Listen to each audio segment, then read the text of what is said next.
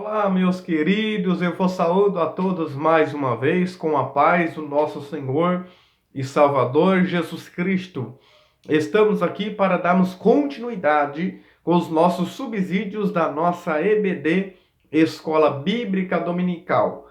Nós estamos aqui na cidade de Presidente Epitácio, aqui da nossa igreja evangélica, Assembleia de Deus, Ministério do Belém, na Rua Cuiabá, 146. Todos os domingos, às 8h30 da manhã, você é o nosso convidado a estar conosco, ali em nossa sede, com o nosso pastor presidente, o nosso pastor Edivanir Alves da Cruz. E aqui na congregação, onde estamos, nós temos também todos os domingos, às 8h30 da manhã, com o nosso café da manhã. Você é o nosso convidado especial a estar conosco.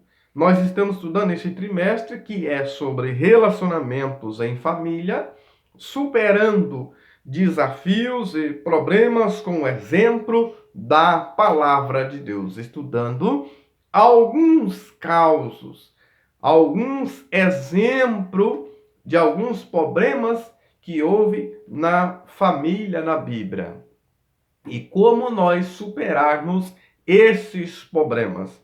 Nós estivemos, queridos, a lição passada que foi falado sobre ídolos na família. Entendemos que ídolos não foi referido sobre imagem, mas tudo aquilo que substitui o lugar de Deus. O ídolo, ele substitui o lugar que é para Deus estar. Muitas pessoas hoje, eles criam ídolos sem mesmo criar uma imagem em sua casa. Muitas vezes deixam de buscar o Senhor, eles ficam mais tempo nas redes sociais e menos oração, menos comunhão com o Senhor. Muitas vezes fica nas academias dias e dias e esquece de estar na casa de Deus. Muitos procuram cantor gospel e muitas vezes pagam caros, mas esquece de estar na casa de Deus agradecendo e louvando o nome santo do Senhor. Ídolo é tudo aquilo que substitui o lugar de Deus. Talvez é uma instituição, é um filho, uma filha, um esposo, uma esposa, um pai, uma mãe. Ídolo é tudo aquilo que se coloca no lugar de Deus, substitui o lugar de Deus. Um cachorro, né? Um animal, é isso aí. Ídolos é isso. Sem contar a autolatria, a pessoa que adora a si mesmo, egolatria, a pessoa que se idolatra tanto, né? Jesus ensinou que temos que renunciar a tudo quanto tem para estar diante do Senhor. Muitas vezes adoram a cruz de Jesus, mas não o Jesus da cruz. Adoram a arca da aliança, mas não buscam a presença de Deus. A qual a arca é apenas um símbolo. Muitas pessoas estão trocando a presença por símbolos. Muitas vezes adoram templo, mas não o Deus do templo. E isso é ídolo. Isso é idolatria. Muitas pessoas se apegam. Mas se não fosse aquela, se não fosse aquele... Não. Não, mas eu só vou se fulano for pregar na igreja. Isso é idolatria. Isso é uma idolatria. Não podemos esquecer. Só que hoje nós estamos com a nossa lição 5, que vai nos falar sobre motim em família. Motim em família. O nosso textual, né, diz: fazei todas as coisas sem murmurações e nem contendas. Filipenses 2, versículo 14. Verdade prática. Das murmurações derivam contendas, por isso devemos evitá-las em nossa família. Então, precisamos entender, primeiro ponto aqui, antes de nós entrarmos sobre o que é motim. Murmuração, o que é a murmuração? Murmuração é uma insatisfação, a pessoa não está satisfeita. É um descontentamento, é uma insurreição. Isto é murmuração, e a murmuração faz mal para o povo de Deus. É uma queixa, sendo que a única queixa que a Bíblia fala que nós temos que ter somente uma queixa que nós temos que queixar. Jeremias 3,39. De que se queixa o homem? Queixe cada um dos seus próprios pecados. Essa é a única queixa que temos que se queixar. Mas não devemos murmurar, se queixar. Temos que entender isso. A nossa leitura em graça está em Números, capítulo 11, do versículo 1, né, até o versículo 7. Depois, Números, capítulo 12, do versículo 1, né, nós vamos ver aqui até o versículo 8. Então, o nosso tópico aqui, nós vamos entender, né, no apresentar, tópico apresentar raízes e danos causados pela murmuração entre o povo de Deus. Tópico 2, identificar o real motivo que culminou a rebelião dos irmãos contra Moisés. Tópico 3, conscientizar de que Deus honra o líder manso e humilde, e punindo os que lhe tentam mal. Nós vemos, queridos, que nós vamos falar sobre motim em família. Quando Deus confere, querido, a autoridade a alguém, devemos respeitá-las. O que é autoridade? A autoridade é algo, e tem a ideia de alguém que está autorizado. Por exemplo, quem tem uma autoridade, ele foi autorizado por alguém.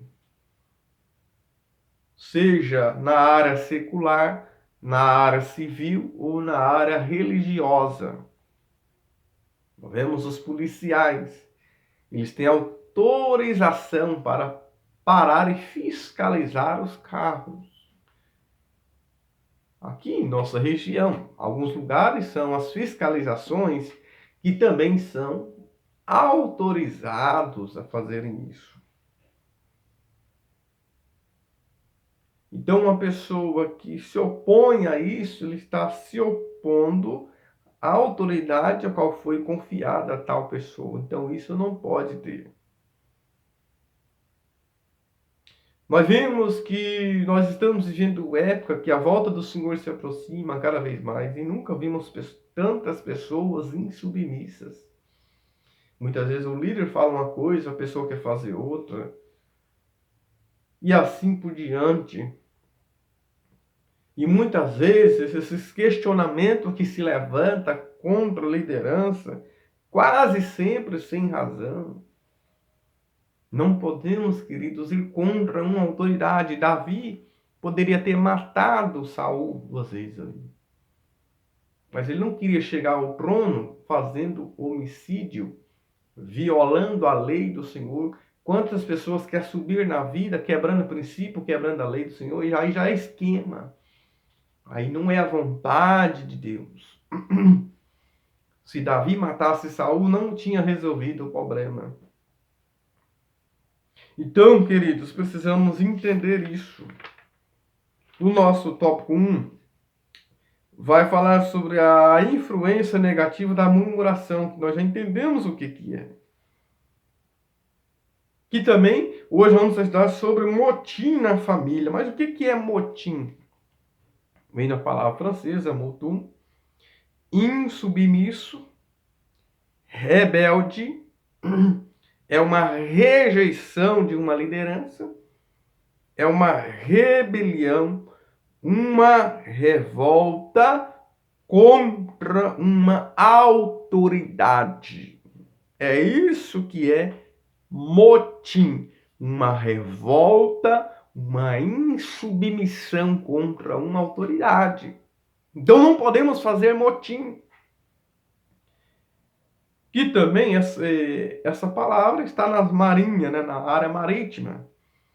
quando as pessoas se revoltam, né, nas navegações contra os pilotos, né, são chamados motim, né, a tripulação, né, quer fazer que o piloto vai por outra rota ou muda o percurso. A tripulação faz uma revolta ali contra o piloto, contra o capitão também, que dá ordem, um atentado contra uma autoridade. E isso nós vemos em todas as áreas. Se o líder está te levando para um caminho, o capitão, precisamos ser submissos. Ou líder, independente se ele está certo ou errado. É ele que vai arcar com as consequências. Ah, mas ele está errado, eu estou certo, eu estou com a razão. Mas ele é a autoridade que foi colocada. E precisamos ser submissos. O que temos que fazer é o quê? Orar por eles. Se precisar de aconselho, aconselha. Mas precisa ser submisso. O verdadeiro líder, ele precisa ouvir conselhos. Mas não pode fazer motim, ser insubmisso. Eu não vou fazer, e cruza os braços. Eu não vou obedecer. Você está sendo insubmisso, você está trazendo revolta e trazendo consequências trágicas, tragédias. E o que me chama a atenção é que o comentarista vai falar do motim em família. Coisa que não deveria ter. Aqueles que deveriam apoiar, porque o líder não agrada a todos, ninguém agrada a todos. Se nós agradar os homens, vamos desagradar a Deus. Deveriam apoiar. Moisés não esperava, porque o irmão é irmã. Né? Ficaram ali no Egito 430 anos ali, eles não tinham uma liderança, né? Mental, moral, espiritual, organizada. Agora vem Moisés e eles deveriam apoiar, dizer, estou junto, estamos juntos, puta ideia vier. Mas não foi isso que fizeram. Não foi isso que fizeram. Então começaram a se opor a essas queixas. Então o motim refere-se aos atos explícitos de desobediência ou uma reação negativa contra regras e as ordens estabelecidas num grupo social. Aqui eu já entendo isso aqui. Aí vem a primeira queixa do nosso tópico 1, né, sobre a falta, né, de água, né? Começaram a reclamar de Moisés, que o rei lá para morrer naquele lugar, quando ele gostaria de ter ficado no Egito. Ele operou um juízo de fogo ali, destruindo um grupo de pessoas que viviam reclamando, ou seja, vê um juízo limitado ali sobre aquele grupo, aquela parte de trás ali. E o Senhor chamou aquele lugar Taberá, que significa queimar. Deus fez justiça ali contra aquele povo.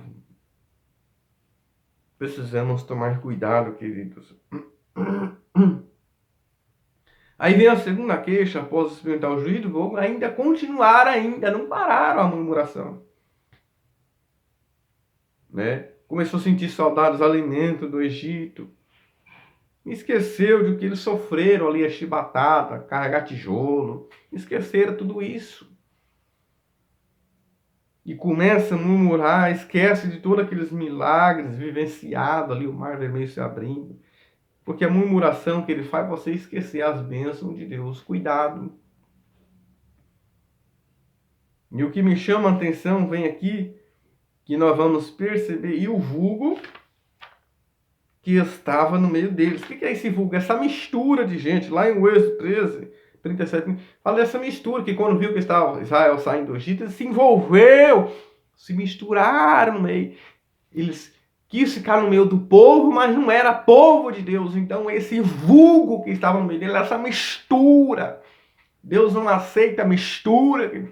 Tem muita gente que diz que é e não é, está se misturado, se dizendo ser, mas não é. Está fazendo o povo murmurar contra o Senhor. Esquecer os milagres de Deus. Aí vem a terceira queixa, Números 12, 1 ao 3. de Miriam e Arão contra a liderança de Moisés, de onde ele não esperava. E usar aqui uma mulher cuxita, né? Dizendo que é por causa de uma mulher cuxita, por não ser de nenhuma família hebreia, mas da descendente de Cã, filho de Noé. E teve muita resistência de aceitação, pois esse povo era considerado vil e desprezível. Porém, essa murmuração ia mais longe, por seres mais velhos que Moisés. Miriam e Arã queriam ter um tratamento protagonista como o de Moisés. A inveja na família é um sentimento perigoso. Na verdade, aqui, o problema aqui não era a mulher, é porque eles tinham inveja mesmo. E essa mulher coxita aqui é Zípora. Que nós vemos um fato ali em Êxodo 4, que ela, por causa da circuncisão ali, ela se afasta a Moisés, ela se opõe a Moisés, Moisés manda ela de volta para a sua família, Jetro, o Reuel, seu sogro. E lá em Êxodo 18, seu sogro traz a sua família, né, e os dois filhos para se encontrar com ele novamente. Lá em Êxodo 4, quando ela se afasta de Moisés, Deus enviou Arão ao seu encontro, a qual ele começa a desabafar e conversar com ele ali sobre todos os acontecidos e o que Deus poderia fazer através deles. Mas nós vimos, queridos, que o tópico 2 vai falar o motivo da rebelião de Miriam e Arão, ou seja, inveja. Estudamos a lição passada sobre inveja, que é inveja é ciúme, né? Inveja é um ressentimento por aquilo que a pessoa tem. O invejoso, ele quer o que você tem e quer estar em teu lugar, né? E veja que Arão era sumo sacerdote, Miriam era profetisa. Eles já tinham seus ministérios. Mas eles queriam o ministério de Moisés. E Deus se apresenta a Moisés dizendo que fala com ele não por figuras, mas boca a boca, face a face. Ou seja, Deus dizia que tem mais intimidade com Moisés. Arão, sumo sacerdote, ele não era líder. Ele não era para entrar na área política. Moisés que era o líder. Cada um tinha sua função e tinha o seu papel. Ele deveria cooperar com Moisés. Eles deveriam cooperar, mas a inveja se instalou no coração do irmão. Desejo de querer o lugar do outro. Por que Deus só fala com Moisés e não fala conosco? E há muitos aí, né, hoje nas redes sociais se dizendo que está sendo usada por Deus e não está coisa nenhuma. Não obedece a liderança e fica doutrinando esses ignorantes aí na internet e nas redes sociais. Dizendo que você não precisa obedecer um pastor, que você não precisa obedecer a instituição. Eles dizem que Deus fala com eles, mas eles não se reúnem na igreja, eles não tomam a ceia do Senhor, eles não estão em comunhão com os irmãos. E fica aí nas redes sociais entregando bolotas para o povo comer e o povo come, milhões de seguidores comem. Eles acham que Deus só fala com eles e diz que Deus está falando com eles. Precisamos tomar cuidado, queridos. Precisamos tomar cuidado. A inveja, quando se instala no seio de família, as consequências são trágicas. O motim familiar promove dissabores e ofensa. Né? Veja que Miriam era profetisa, Arão, sumo sacerdote. Ele não poderia arder em ciúme contra o seu próprio irmão. Essa atitude de Miriam e Arão influenciou o povo contra a liderança de Moisés. Deus haveria de tratar com os dois. Chamou os dois ali, desceu na nuvem ali, para tratar com os dois. E também quando o povo murmurou ali, Deus desceu ali também. E veja que Deus tratou ali com os dois ali. Devemos lembrar, queridos, que para ter uma família equilibrada é a prática do respeito mútuo entre os familiares. Precisa ter respeito. Precisamos apoiar a liderança, independente se é pai ou mãe ou irmão. Precisamos ser colaboradores. Não podemos fazer motim na família, que já dissemos que é uma insubmissão. O tópico 3 fala Moisés, um homem manso e humilde. Após, né, esse encontro com Deus, Moisés tinha mansidão, que hoje a mansidão, lá em Mateus 5, Jesus fala dos pacificadores e também da mansidão, que é uma característica de alguém que é bem-aventurado, de alguém que tem o fruto do Espírito. O pastor Edivani, nosso pastor presidente, ele fala que o pacificador é um elo de ligação entre o ofensor e o ofendido. Ou seja, o pacificador, a pessoa que é pacificadora, ela faz um elo de ligação, ela chega e pacifica. Um elo de ligação entre a pessoa ofendida e o ofensor. Ele não chega jogando mais lenha na fogueira, ele seja apaziguando. Por quê? Porque ele é pacificador, ele promove a paz.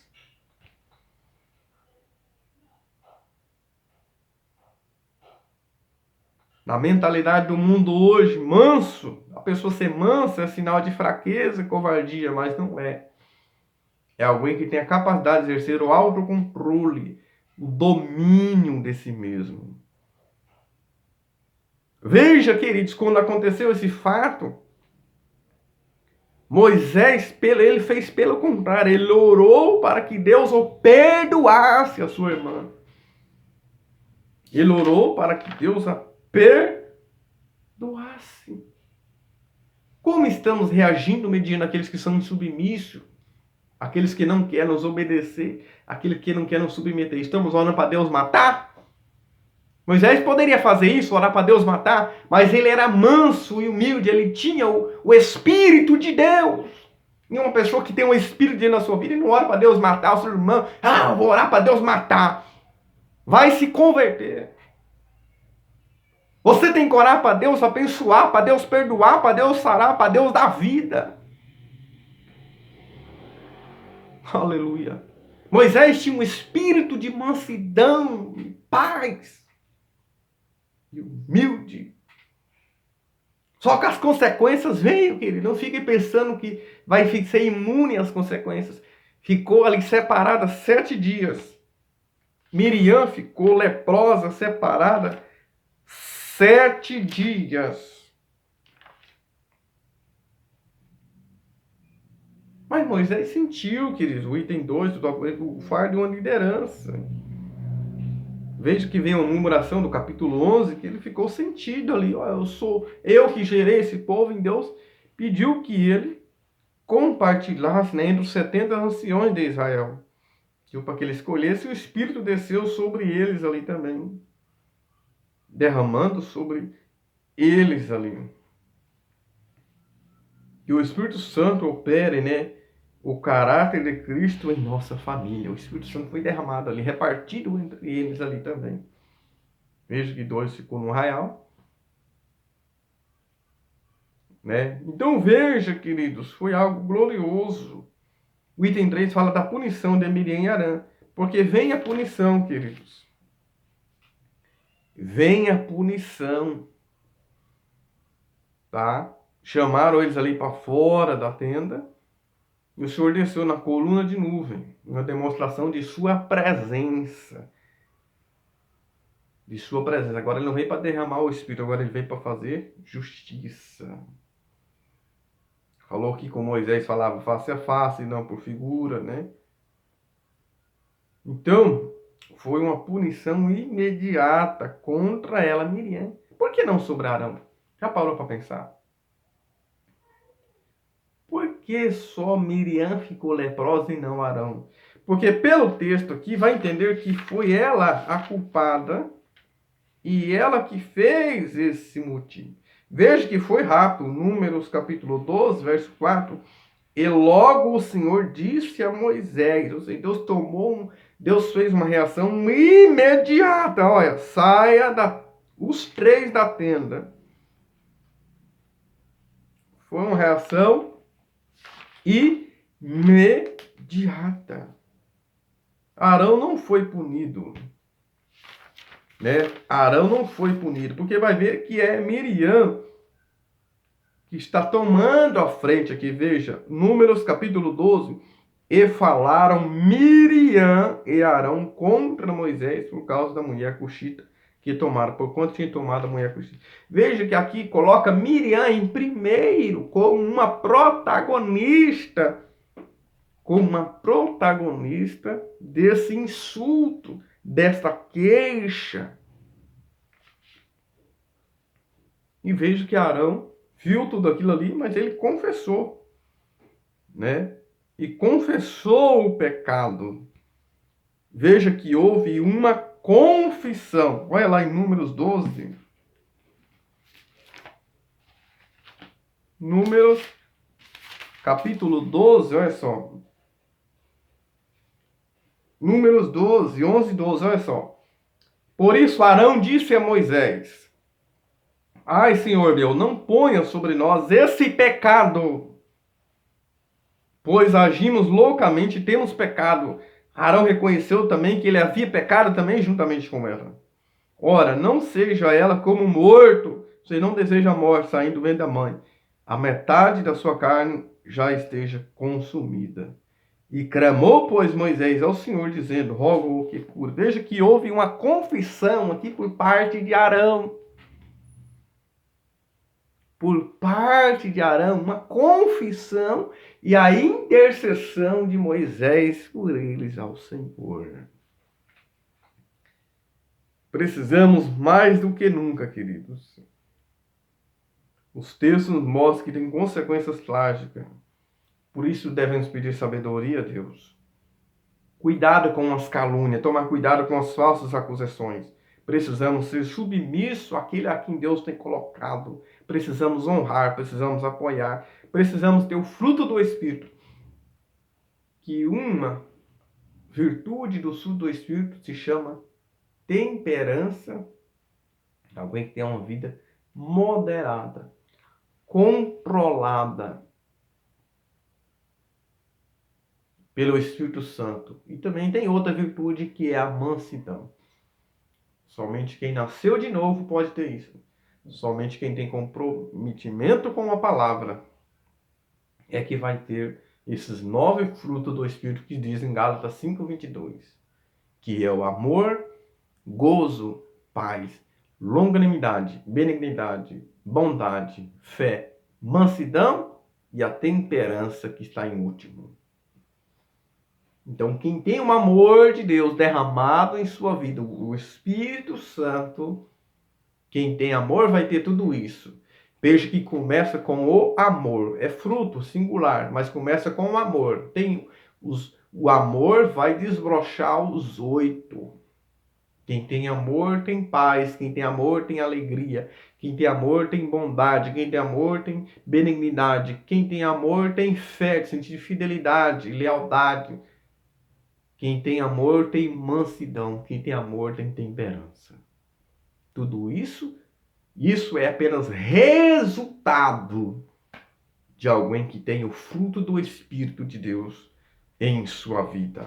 Então, guardemos-nos de ter motim em família, mas precisamos ter paz, amor, união e submissão sobre alguém a qual Deus tem colocado em nossa vida, em nossa casa, em nossa família e em nossa igreja. Amém? Que Deus continue te abençoando. Se esse vídeo foi bom para você, compartilhe com mais alguém, para que outras vidas venham ser alcançadas e edificadas pelo poder da palavra do Senhor. Envie esse link nos grupos, nas redes sociais, compartilhe ao máximo, porque multidões precisam entender isso. Multidões precisam entender isso. As pessoas compartilham tantas coisas, né? Temos que tomar até cuidado aí com aquilo que compartilhamos. Recentemente nós vimos até um caso aí de alguém que compartilhou um animal, uma capivara. Olha lá o que deu. Olha lá o que deu. Então precisamos saber aquilo que vamos compartilhar. Então vamos compartilhar coisas boas, coisas agradáveis, que vão servir de edificação para as demais pessoas. Amém? Que Deus abençoe.